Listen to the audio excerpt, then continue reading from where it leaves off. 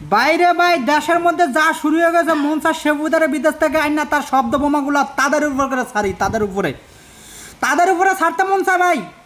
পরিবারের সাথে 2 দিন ধরে কথা বলতে পারি না, বউর সাথে কথা বলতে পারি না, বউ আসে না গেছে তাও জানি না ভাই। সাধারণ একটা বিষয়ে আপনারা যুদ্ধ নিয়ে গেছেন, যুদ্ধের পর্যায়ে নিয়ে গেছেন আপনারা। কোথাকার মোদি, ভারতের মোদি বাংলাদেশের বুকের উপর দিয়ে রেল লাইন নিবে, তারা মুখ দিয়ে টুকু বাইরে বের করছে, আপনারা লগলগ পাশ করে ফেলছেন। আর আপনারা সাধারণ জনগণে, আমরা সাধারণ জনগণ কোটা বিরোধী আন্দোলন আমরা করতেই পারি, এটা স্বাভাবিক বিষয়। অথচ আপনারা এটা যুদ্ধভাবে নিয়েছেন। আর যে পুলিশ সাধারণ জনগণকে সেফ দিবে তাদের বুকে গুলি করে কিভাবে? স্বাধীন বাংলাদেশে তো এটা কখনো আশা করিনি।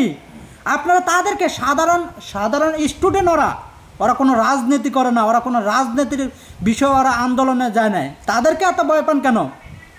পুলিশ ব্যর্থ হয়েছে, তারপরে ছাত্রলীগ ব্যর্থ হয়েছে, এখন নামাইছেন আপনারা সেনাবাহিনী।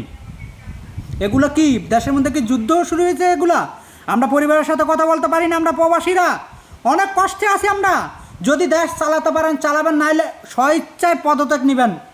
সাধারণ মানুষ আপনাদেরকে স্যালুট জানাবে, তখন স্যালুট। আর যদি সাধারণ মানুষ যদি আপনাদেরকে মানে অপমান করে বের করে তাহলে মুখ দেখাতে পারবেন না, বিদেশের মাটিতেও আপনারা ঠিক মতন থাকতে পারবেন না। কারণ আপনারা যদি যাই করেছেন না কেন, যদি সাধারণ জনগণের থেকে একটু দোয়া নিতে চান, সাথে সাথে পদত্যাগ নেন। আপনারা সাধারণ জনগণের স্টুডেন্ট, ভাই ওরা পিচ্ছি পোলা পায় না, ওরা কোনো রাজনীতি বোঝে না, ওরা কোনো কিছু বোঝে না, ওদের বুকে আপনারা গুলি চালান। ভাইরে ভাই কি বলবো, আর কিছু বলার ভাষা খুঁজে পাচ্ছি না। আমরা প্রবাসীরা বাংলাদেশে এসে আমরা একটুকু নিউজ নিব, সেই নিউজগুলো আমরা শুনতে পারি না। নেট আপনারা অফ করে রাখছেন, সাথে সাথে টিভি চ্যানেলগুলো অফ করে রাখছেন। কোনো